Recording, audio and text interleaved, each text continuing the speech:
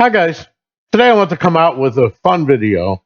It's still related to the chase, but I wanted to have some fun with it, and I wanted to put something that I've been thinking about for a while now, but it might be a little bit out there. But anyway, I want to get you thinking about it.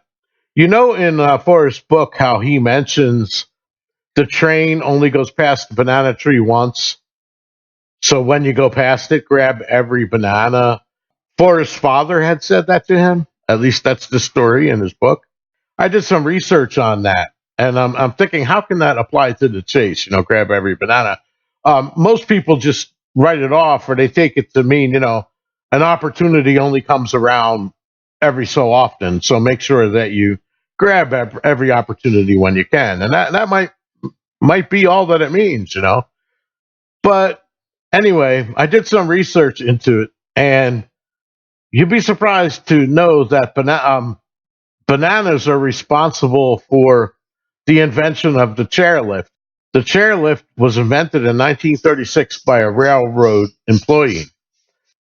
His idea for that came from banana harvesting. Here's a banana harvester. Obviously, it's using a similar thing to chairlifts, except these are hooks. And what they do is they go way up in the mountains. And what the workers will do is they'll hook. Um, Here's a guy riding one of them. Anyway, they go up in the mountains, and the workers cut the bananas off the banana tree, and then they hang them on these lifts, and then they come down the cable lifts, and they go to the banana boats where they're going to ship them out to wherever they ship them, right? So he got that idea. Well, why not use that to actually make a ski lift? And he did some prototypes and stuff like that. You can see some pictures here of what the guy did. It started with the chairlift, but eventually now, we have these big trolleys and everything that go up and down. So basically, I'm going to say a few things that might, get you to think about the poem. Well, ha- first of all, a chairlift carries heavy loads, okay, and it takes them up in elevation. So perhaps you need to take a chairlift to go up to where warm water salt, or maybe water's high is up there. Who knows, right? Either way, it's heavy loads. It's taking you up to water's high. A chairlift is basically a never-ending cable. So it just does nothing but take these carts, whether they're empty or with people, up, up the mountain from the bottom so that you don't have to walk up there.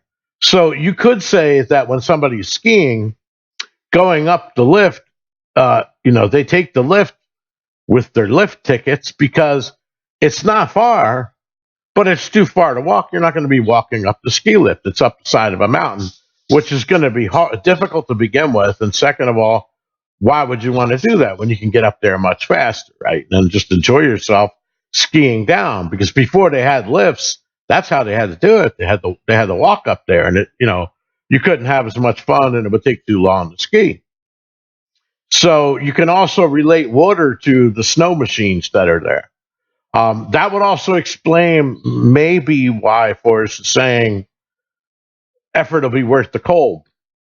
Now, that may be put there as a hint, and the reason for that I would say is that obviously the chase is not designed for the winter; it's designed for the summer. So you're not going to be skiing, right? So maybe he wants to put you in a mindset of thinking about cold things. Perhaps he's doing that even to show you something such as this. This is a ski resort map, a trail map, okay? And these are all the run names, and you can see they all have funny names: Cannonball Run, Ambush, and they also have difficulty. So you could kind of consider this chart, no place for the meek would obviously be most difficult, difficult, no. Now, again, keep in mind, we're not skiing here, okay? Maybe he wants you to use a map, and that map is a ski resort map. Obviously, the chest is not going to be in this area that I'm showing because it's just an example. but you never know. So then you got some buildings on here, okay?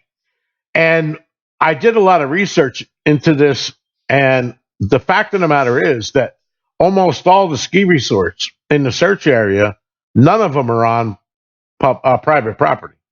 They are all usually licensed from the National Forest or licensed for from BLM.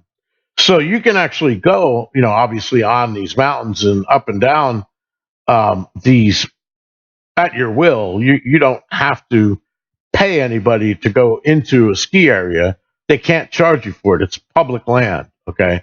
What they can charge you for, obviously, is to stay at the lodge, eat at the lodge.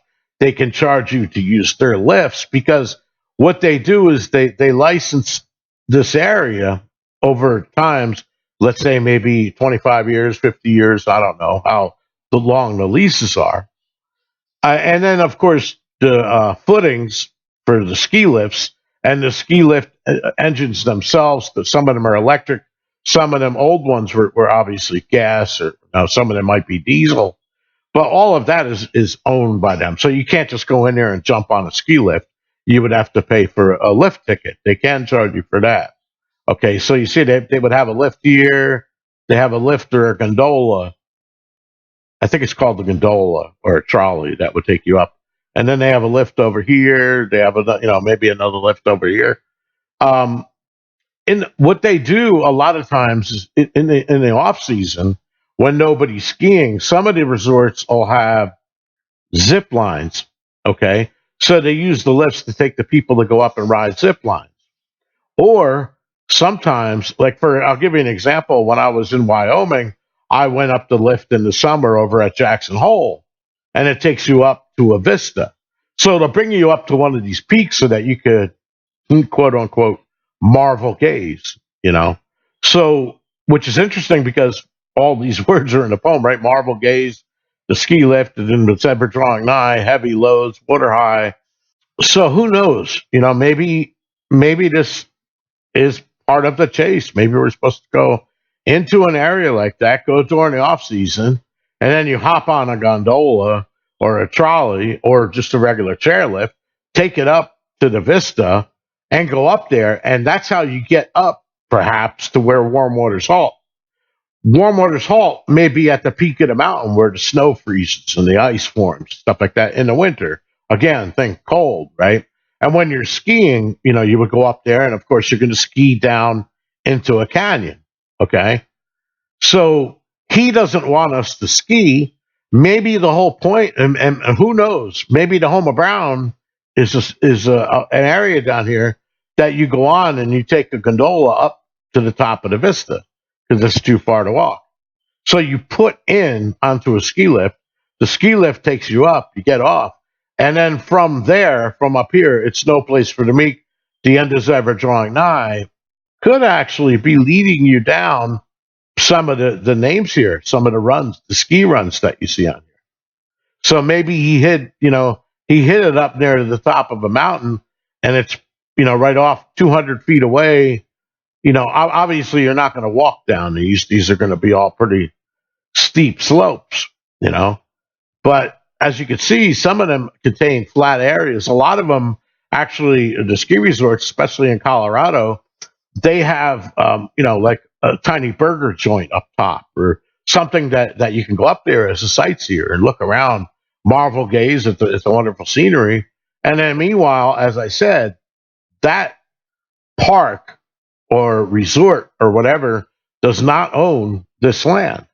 They lease the land. So if you found something up there, as long as it wasn't inside of a shack that's up here to sell food or inside of a shack that contains motors to run the trolleys that are on the cables coming up here, ain't nobody going to stop you from taking that and putting it in your backpack. Now, it's interesting that Forrest recently, during his interviews back in May, and the one that he did with K Pro and him in November with Cynthia, K Pro and Cal, he says that the place is isolated, right? So that makes you think, well, it's out in the middle of nowhere. Well, not really, because why did he say in the other interview that he was surprised that nobody was there? he was alone and by himself. Well, one reason might be because these places during the search season in the summer are pretty much dead. Okay, unless you wanted to come and have a good meal, down if this was Jackson Hole in Wyoming, you might go there for that reason, and then maybe a handful of people will take the trolley or the gondola up to the top, but not many people do. So maybe that was a hint by him that the only time that this area is has a lot of people there is going to be in the winter, and he didn't have to worry about that because he knows there's no searchers in the winter, and he didn't hide it. He hid it in the summer.